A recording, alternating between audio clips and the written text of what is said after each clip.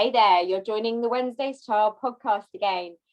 You've got Sarah and you've got Debbie today. We've got no guest, but you know what? We don't need it today because we're going to keep your brains ticking over with our conversation. And we're going to be talking today all about appearance and identity, which is perhaps no great surprise when we are a podcast all about eating disorders.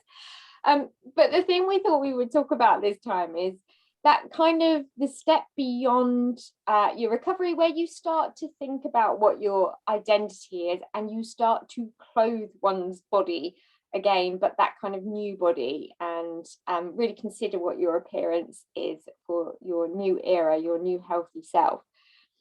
So I'm going to dive straight into it because Sarah and I are just kind of mad busy. We're doing this on what day are we today, Sarah? It's Monday. Monday. So we've got limited time, haven't we? But we did want to make sure that we got on and did another podcast episode, because I have to say, Sarah, and it always gladdens my heart. And I know you get direct messages as well from people that every time we've posted up an episode, people say, oh God, I really needed to hear that. Oh my God, I'm so glad you gave us that kick up the arse. And of late, we've had so much of that feedback. So I feel quite obliged to keep our voice going and keep reminding people that it's so bloody worth it to stick to recovery. Too right. And I'm sat here talking about identity after I've had my mop chopped. So I've had an identity shift over the weekend as we speak. Oh, amazing. Do you know what? I didn't notice. Well, I was thinking, I've been sat here twiddling with it, Debbie. I thought any moment she's going to say... Okay, can we just all rewind?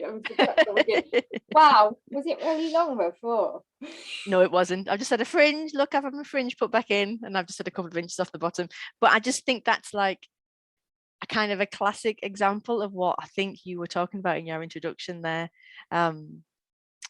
Because for me, hair has always been like an area to sort of get totally perfect and totally right, and having to look try having curly hair, it never happens. Oh goodness me. But I think anything, like, we're going to talk about clothes and identity and what have you, but I just think even your haircut, it's a huge part of who you are, male, female, whatever, and sometimes taking the leap to get it extended or get it cut is a real important sign. Oh my God, I am so bad about it. This is no joke. And for any of the girls in the hairdressers that I go to that ever watch these episodes, and I know they sometimes kind of say, oh, I saw you post something on Instagram, there is something known as a Debbie cut. Because a Debbie cut is, when I say I want to trim, what I really mean is only an incy bit, because if you take too much off and I think I've got too much off, then I'll cry, or at least get really upset. So they have such thing as a Debbie cut, which is basically a very, very childish trim. I don't think they've got a Sarah cut. I'm not sure. I don't. To be honest, I changed my mind that many times. I don't think they'd be able to have anything that was set. I just, for my hair, I wish I could go color. I'd love to go like color crazy, like I used to when I was 17, 18. Oh, did you? What, like? Yeah. I was everything you can imagine, much to my father's disgust. Everything and anything you can imagine. Goodness. I guess we should say, that there are a lot of people that end up really suffering as part of their journey with an eating disorder. With your hair is one of those kind of crowning glory things that actually, whether you've entered into the world of eating disorder because you cared about how you looked or not, and I know that for a lot of people, anorexia, bulimia, or any other eating disorder is certainly not about body dysmorphia and a kind of obsession with appearance. But actually, for a lot of people, the harm that the illness does can really rob us of the things that represented us initially. So whether that was the long hair that then starts to suffer because of the eating disorder and that lack of nutrition, or whether it's skin. I mean, I don't know about you, but I didn't suffer, I'm going to touch all kinds of wood now, but I didn't suffer kind of acne and things like that, but I've known people with severe eating disorders. And when I was inpatient, there were several people on the ward that had got the most severe skin issues, and I guess that was just all real malnutrition, and yeah, I mean, kind of lots of things that people have to contend with almost as a byproduct of the eating disorder? Yeah, without doubt. I mean, my hair was really thin. I look back on photographs now and it looks like someone else's head almost. It's like I look at your hair and I always think it's really quite thick. Well, see, that's the thing, you see, is because I do, as a family, we have quite like lively hair, I suppose, Right. bouncy hair. But it would come out in clumps. It would literally like come out in clumps. And when you look back at photographs of me, it looks, like almost like a grey kind of colour, not just because I was getting older. I used to have terrible acne under my chin, like that pubescent kind of place where you have it when you're going through your puberty in the first instance. And the skin on my body was okay, but my hands were dreadful, absolutely dreadful, so cracked and chipped and dry. And all of it, like you just said, my hair looks bouncy now. My hands, there's absolutely nothing wrong with my hands whatsoever. I don't think there's a spot on my face, and I've done nothing other than eat. Yeah, isn't that interesting? And I'm going to caveat with this, because there are plenty of people that I support through befriending and that are part of this community who will say, I'm well on the way to recovery, and the skin issues I have or hair issues I have or whatever are, not for the want of trying and all that stuff. And I understand that. And, there are all sorts of different reasons, but I think you're absolutely right. I mean, for me, it was nails, and I just always used to be ashamed that I could never have my just nails have just never used to go past the edge of my fingers, and a lot of that was just they were so brittle. I've talked before about my osteoporosis, but obviously the nails went alongside the kind of weakened bones that I'd created, and I still suffer now. You'll know, those of you that joined us on the live, that I have eye infections quite a lot, and I'm sure a lot of that is when I get a bit run down, a bit stressed out maybe, but I never did prior to my eating disorder have any kind of eye infection. And I remember speaking to one eye specialist, and he was saying, I see on your notes about your eating disorder, and he was saying about the kind of damage of the dehydration, on what the harm it had caused through like my eyes never being properly hydrated. And so I don't know, like, how much we sort of create legacies, don't we, of how we look and feel and how our body responds. I think for mine, though, from a hopeful point of view, is that for me anyway, and for lots of people that I speak to that took that leap of faith to go that next stage, we talk about, don't we, all in recovery versus I'll give my all to recovery. So those people that give their all. Quick advert tease, sorry, she says interrupting, but some of you will know on social media a few days ago, I did ask if anybody's doing all in or has done all in. We'd love to chat to you. That's just an episode I'd really love to cover off on the podcast at some point. But for some reason, I remember asking last year and got no response whatsoever. So if you're listening to this podcast and you know somebody that's done all in, and you have yourself, and you are very happy to come and have a chat, you can tell us it was crap. You can tell us it didn't work for you. But I don't know somebody directly that it's worked really well for. I don't really. Not saying it's a negative thing or a positive thing. I think the folks that I've seen on Instagram that have gone all in tend to have done it for reasons that maybe weren't eating disordered or weren't supposed to be eating disordered in the first place. Right. But there will be countless folks out there that have been really successful with it. And maybe like many people, once you are successful with recovery, you distance yourself from the community. It's one of those possibilities, isn't it? That we've hung around because we established a bit of a voice, and we enjoyed supporting folks. But I do think there's many people out there that probably recover and then never want to go back and never want to think about it again. Yeah, absolutely. So clothes then. Tell me a little bit about your journey with clothes and what happened with the kind of things you were selecting at the time, and then when you knew that, oh my goodness, I'm shopping as a whole new woman and I really am recovered. I think mine definitely went through waves of types of clothes and what have you. And then there was a definite period where, I'm recovered now. And I do think I've entered another period at the minute of like, oh my goodness, I'm 45 soon. What the hell? Where do I go for clothes now? So I do think there's an element of this kind of dressing yourself that is forever morphing and changing. But I've spoke before how when I was really, really poorly and didn't realize that I was poorly, my wardrobe was really kind of overtly sexual, quite like, tight clothes, short skirts, high heels, very power dressy, very feeling like I had to look a certain way and be a certain way in order to attract any kind of, I don't know, authority or purpose or attention. Right. And then when I was poorly and was diagnosed and sent away, it was almost like that gave me permission to get the tracky bottoms back out again. So there was maybe 2 or 3 years where I just wore head to toe black. Grey might have been another colour. I remember I had this cardigan that I used to always wear, like a cardigan. I don't have many cardigans now, so maybe that's one clothing I've ditched since being recovered. But I had this big thick grey cardi. It was horrible, but I used to wear it all the time because it kind of covered everything and it just made me rectangular. There was no like element. So I went from being overtly horrendously horribly like sexy and then just wanted to be like this rectangle. Oh, excuse me. I love the way you cringe at talking about yourself in that sort of sexy But it's like self. but I think the reason why it's not about being a sexy self, like, I'll wear nice undies and whatever now, but it's about like I think my cringe is feeling like I had to project in a certain manner, and like the illness having me so wrapped up in what that was like in order to be who I thought I needed to be, but actually that was rubbish. Who I needed to be was just me in the things and the clothes that just made me feel comfortable. But I had a I had an illness uniform, like I think we all do. If you look around, if you're listening to this and you're in day services, have a quick skeggy around the room, and I can guarantee folks, you probably all look quite similar because you're comfy and you're in your leggings and you've got a recovery job to do. Yeah, mine was leggings and grey cardigans. Yeah, absolutely. Funny. And long coats.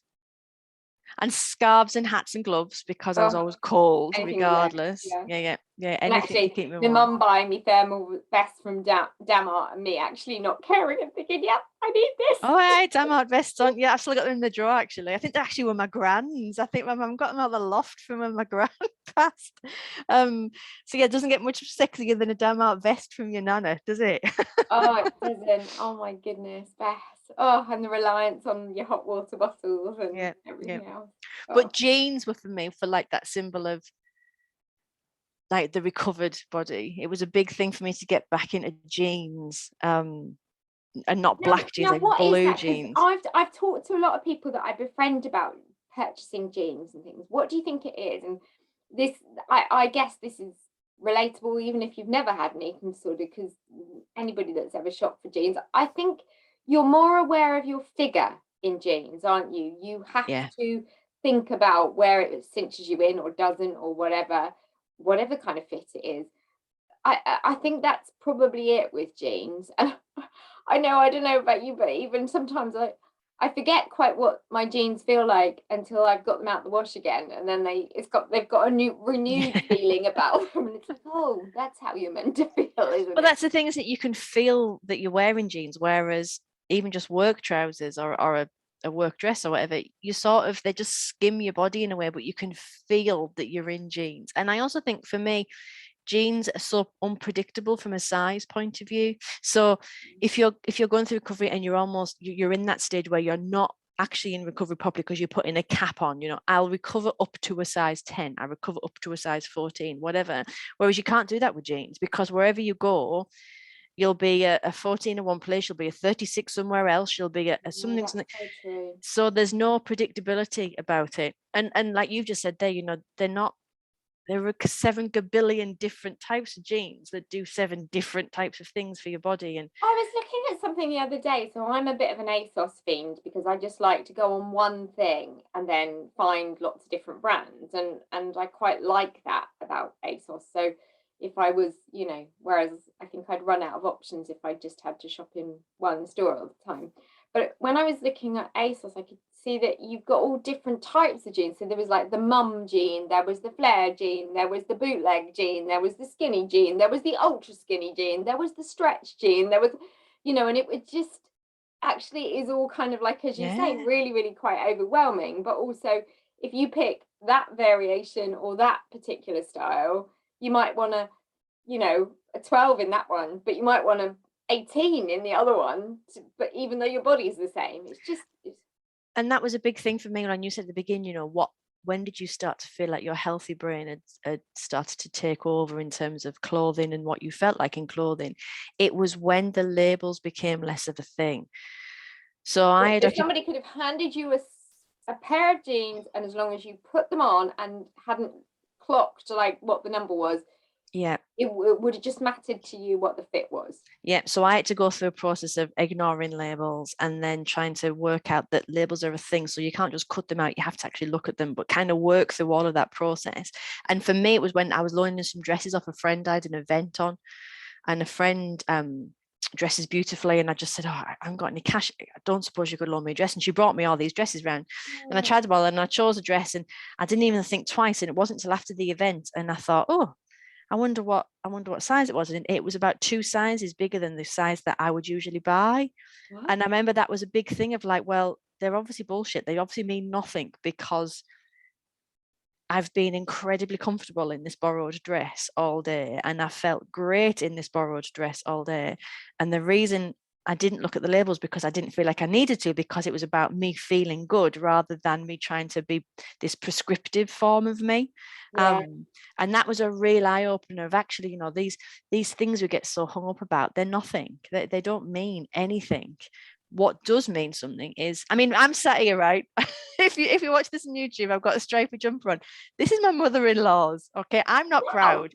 If people are giving stuff away and it looks like it'll fit me, I will have it. My sister's always joking. She'll bag up stuff for the charity shop, and I'm like, before that goes away, let me have a look through.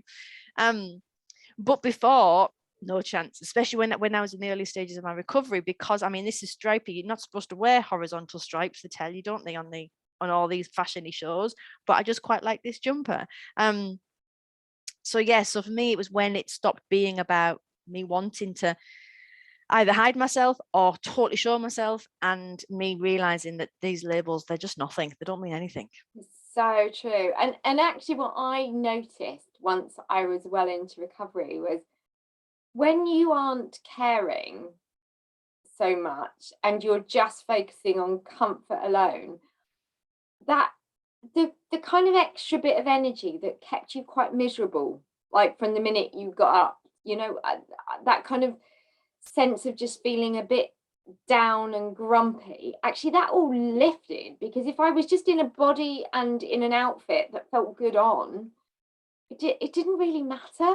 I didn't really think about other things, and it takes a while to get there. It really does. One of the things, I don't know whether you so okay, I know I'm talking to a particular gender here, but the whole underwear thing, so having to return to bra wearing. And I think almost like you've talked before about, do you almost make it an honor to be able to buy kids' clothes?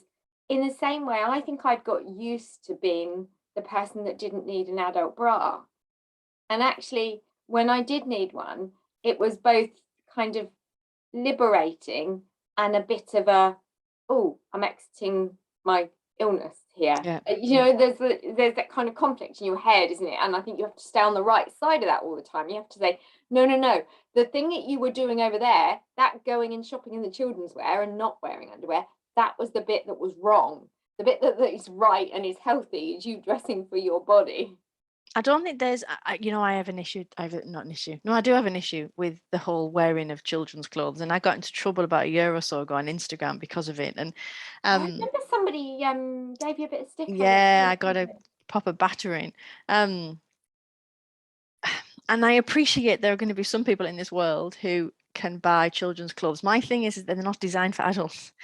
So if you're walking into a shop and you're making your way to the children's section, there is something about you as an adult, unless you absolutely are that tiny, tiny, tiny percentage of people who can or choosing to wear a 10-year-old's clothes, there is something going on in your head that's stopping you from turning left to go to the adult female section. And there is a distinction, because I think if you're getting a hoodie because you are that tiny size and you are naturally that size and that's where you are, and you know that a kid's hoodie is 15 quid cheaper, and it's kind of, I don't know, the teenage size. I don't know. I can understand why somebody would buy a casual sweatshirt, which actually is the same as it would be in an adult woman's size. I could see why you might end up doing that, but I absolutely get that if it's a conscious choice to keep yourself purchasing from the children's wear section, have a word with you. But I also think it's another trapping of that eating disorder voice. So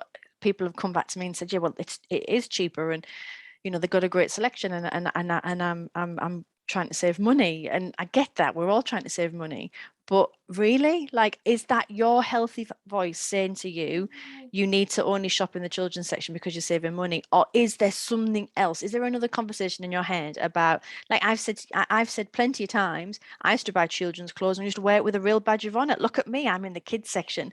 I was a 38-year-old woman. Why did I want to be in the kids section? You know, I've got little tiny when feet. You've got a daughter. Well, exactly. Kind of rapidly at your heels, like, you know, wanting to wear those clothes. Exactly. Should not be getting proud because I'm in the same sort of clothes as my daughter is. Shout me down again, everybody. You know, send me whatever you want to send me. But I think if you are choosing to shop in a child's section, there is something else going on in your head. And the whole point of recovery is that you are starting to get back into an adult body, and you're starting to get back into an adult mind and an adult way of life. And you're not going to do that if you're constantly shopping for children's clothes. And I think when you hit on that, it's almost along the lines of where we talk about people who need to have gluten-free products, or, you know, this, that, the other, intolerant, blah, blah, blah. There is a certain section that absolutely, of the population that, recovered or not, absolutely need those products to keep their, you know, gastrointestinal issues under wraps and whatever. But then there's also the bit of, just check on yourself. Are you doing this and purchasing from over here in these food aisles because you're trying to keep yourself in your eating disordered world? And I think you've got to look at the clothes purchasing in exactly the same way. Yeah, definitely, without doubt. And then the flip side, pushing yourself when you know you're ready to do that, be it the jeans shopping, be it the bra shopping, be it whatever it is that you know, to really throw yourself into this next stage of recovery will be a massive sign to your people and for yourself and for your own mind that, right, this is different. I'm starting to really, really look like the woman, the man who I know ultimately recovery is going to let me look like. Yeah. And I'm, you know, not going to speak for everyone else, but actually for me, I started to realize I wanted to have that adult woman's body. So we talked about that word sexy, didn't we? It wasn't kind of about over sexualizing my clothes choices or anything, but actually I wanted to buy nice things for myself. I spent a long time being fearful of money, fearful of doing anything nice for myself and all that sort of thing. So I did start to give myself a little bit of love and enjoy the process. And I think that is the thing I would say to anybody that's in recovery. See that as something that you're writing down or taking the pictures for your mood board and saying, actually, that bit is one of those kind of positive recovery bits that you should really embrace. And find a buddy, find the equivalent of a me and Sarah that, you know, will want to go with you, and we'll probably have to endure maybe a little bit of a wobble and a slight kind of angst about doing something you haven't done for a while, or finding a new you staring back in the mirror. But anybody who's seen you through your journey will absolutely want to kind of help you along the way. We're going to have to wrap up today because Sarah and I have got really, really busy start to the week. But we're going to end this one on a comment and a suggestion that you get in touch if this is of interest to you. So we've spent all of this episode talking about identity, clothes, appearance, beauty, looking after ourselves, hair, makeup, all the rest of it. And therein lies an opportunity. It lies an opportunity to do a Wednesday's Child exclusive event where you guys can come along in your appropriate stage in your recovery journey and say, do you know what, I am wanting to spend a day finding out a little bit more what my recovered body should be styled like, how I could pamper myself from a beauty point of view, from a clothing point of view, and just get some tips from people that have recovered and found their style and identity post an eating disorder. So we're going to put that on as an event for you, and we think it's going to be loads of fun. And I think what we'll do is we'll do one down south and one up up north. Should I say oop north? Oop north. Up north, yeah, Up definitely, north. definitely have one up here, without doubt. We'll do one in the north and one in the south. So if that is something that you think you would like to do, then send a message to us. So just send it to the general Wednesday's Child email address. That's hello@wednesdayschild.co.uk, and just put in the subject box "star me happy," and we will just come back to you with the details of our thoughts on that. And it may be that that's not going to take shape for a couple of months, so don't panic about kind of your COVID fears and the fact that you're worried about those kind of things or planning over Easter. We're not going to be doing it as imminently as Easter, but it is something we really want to get in the diary, just as one of those things that we have talked about doing in 2022. And now it seems a really good opportunity to get something in the diary and plan to do it with our first cohort of people. So without further ado, I'm going to wrap up now, and thank you all very much for joining, and look out for another live from us in the next few days. Please send suggestions for the lives, because when you haven't suggested, we often start our podcast recordings or our lives and we start there and end up with the first couple of minutes going, what are we going to talk about? So you can help steer around the subject suggestions for us. Once again, if you want to get in touch, it's hello@wednesdayschild.co.uk. Take care of yourselves. Keep going with your recovery journey. The only way out is through. Thanks a lot.